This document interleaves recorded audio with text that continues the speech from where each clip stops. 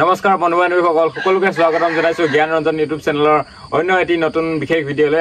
আজি আমি কথা পাতিম এলবমাৰ এই পেলুৰ ঔষধটোৰ বিষয়ে বা গাহৰিক কেনেকৈ কিমান পৰিমাণৰ কেনেধৰণে আৰু কিয় দিব লাগে আৰু কিমান দিনৰ মূৰে মূৰে দিব লাগে সকলোখিনি কথা পাতিম। চ' স্কিপ নকৰাকৈ চাওক, তেতিয়াহে আপুনি সকলোখিনি কথা জানিব পাৰিব বুলি মই আশা কৰোঁ। চ' এইটো হ'ল এলবমাৰ পেলুৰ ঔষধ মেডিচিন। এইটো যিকোনো আপুনি মেডিকেল ষ্ট'ৰ বা পশু হস্পিটেল গৈ আপুনি ল'ব পাৰিব। ইয়াৰ প্ৰাইচটো 68 টকা, সৰু বটল হয়। আৰু গাহৰি খালী পেটত মানে ৰাতিপুৱাৰ ভাগত দিয়াটো উচিত, কাৰণ যদিহে ৰাতিপুৱাৰ ভাগত দিয়া হয় তেতিয়াহ'লে ইয়াৰ ফলাফলটো নিচেই খুব ভাল হয়।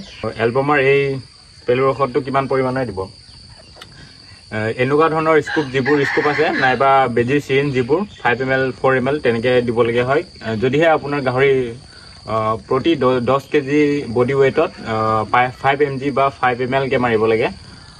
যদি পোৱালি গাহৰি আছে তেতিয়াহ'লে এনেকুৱা ধৰণৰ স্কুপ এটা ল'ব আৰু 5 ml প্ৰতি 10 কেজি বডি ৱেইটত 5 ml মাৰিব লাগে। যদিহে আপোনাৰ গাহৰিটো ধৰক 20 কেজি আছে তেতিয়াহ'লে 10 ml মান মাৰিব দিব আৰু দানাৰ লগত মিক্স কৰি দিব। আৰু দানাৰ লগত মিক্স কৰি দিওঁতে যাতে কোনো ধৰণৰ মদৰ মেৰা বা পাছ তেনেধৰণৰ বস্তু ব্যৱহাৰ নকৰে, কাৰণ এলবমাৰ এই পেলুৰ ঔষধটো দিয়াৰ পিছদিনাখনৰ পৰাই প্ৰায় এসপ্তাহমান আপোনাক এই বুটনৰ এই লিভাৰ টনিকটো খুৱাব লাগিব। আৰু এই লিভাৰ টনিকটো কিহৰ কাৰণে খুৱাব লাগে, কাৰণ যেতিয়া আপুনি পেলুৰ ঔষধ দিয়ে তাৰপিছতে আপুনি এই লিভাৰ টনিকটো খুৱাব লাগিব। এই কেনেকৈ দিব, যদি আপুনি আজি ৰাতিপুৱাৰ ভাগত যদি পেলুৰ ঔষধ খুৱালে তেতিয়াহ'লে কালি ৰাতিপুৱাৰ পৰা এবাৰ সন্ধিয়া এবাৰ আপুনি এই এলবমাৰ বুটনৰ লিভাৰ টনিকটো খুৱাব লাগিব। প্ৰায় যদি এসপ্তাহমান খুৱাই দিয়ে তেতিয়াহ'লে আপোনাৰ গঁৰালৰ গাহৰিটো সোনকালে সুস্থ হৈ উঠিব। সুস্থ মানে আৰু ধুনীয়া গাৰ গঠনি ভাল হ'ব আৰু লগতে লিভাৰটো ভাল হ'ব, বেছিকৈ দানা খাব পাৰিব।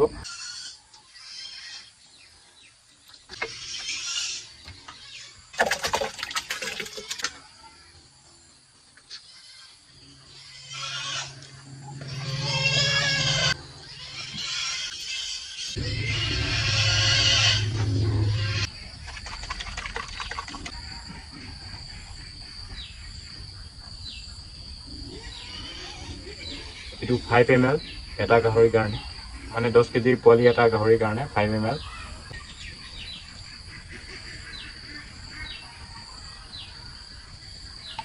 এইটো 2টা, 3টা, 4টা আদি ধুনীয়াকৈ মিক্স কৰি দিব লাগিব। পেলুৰ ঔষধটো দিয়াৰ প্ৰায় 3 ঘণ্টামান পিছলৈকে কোনো ধৰণৰ দানা চানা খাবলৈ নিদিব। আৰু ঘৰৰ পেলনীয়া ভাত, কচু তেনেকুৱা ধৰণৰ অকল ঘৰৰ বস্তুৱে খুৱাই গাহৰিকেইটাক পোহপাল দি আছে, তেনেহ'লে তেতিয়া আপুনি প্ৰায় দুমাহৰ মূৰে মূৰে এলবমাৰ এই পেলুৰ ঔষধটো দিয়াৰ প্ৰয়োজন আছে। কাৰণ কচু বা যিকোনো খাদ্যবস্তুত আমাৰ যিবোৰ ঘৰুৱা খাদ্যবস্তু দিওঁ, যেনেকুৱা কচু কম বেছি পৰিমাণে হ'লেও মাটি থাকে। যিহেতু আপোনাৰ গাহৰিকেইটাই যদি মাটি খাইছে তেতিয়াহ'লে পেলু নিশ্চয় হ'ব। তো সম্পূৰ্ণ ঘৰুৱা খাদ্যবস্তু দি আছে আপুনি গাহৰিকেইটাক, তেতিয়াহ'লে দুমাহৰ মূৰে মূৰে আপুনি গাহৰিকেইটাক এলবমাৰ এই পেলুৰ ঔষধটো দিব। আৰু যদিহে সম্পূৰ্ণ কমাৰ্চিয়েল ফিড খুৱাইছে তেতিয়াহ'লে 3 মাহৰ মূৰে মূৰে দিয়াৰ প্ৰয়োজন আছে। আৰু যদি আধা ঘৰুৱা আধা কমাৰ্চিয়েল তেনেকুৱা ধৰণৰ খাদ্য দি আছে তেতিয়াহ'লে 2.5 মাহৰ মূৰে মূৰে আপুনি দিব পাৰে। আৰু এটা গুৰুত্বপূৰ্ণ কথা গাইজ, যেতিয়া আপুনি এলবমাৰ এই পেলুৰ ঔষধটো ব্যৱহাৰ কৰিব, যেতিয়া যিকোনো ঔষধ আপুনি খুৱাওঁতে কোনো ধৰণৰ মদৰ মেৰা বা পাছ যেনেকুৱা নিচাজাতীয় বস্তু মানে ব্যৱহাৰ নকৰিব, কাৰণ সেইবোৰ বস্তুৱে আপোনাৰ কম বেছি পৰিমাণে হ'লেও এলকহল পৰিমাণটো থাকে ন, সেইটো পৰিমাণ থাকিলে মানে ঔষধৰ পাৱাৰটো কমাই দিব পাৰে সেইটো।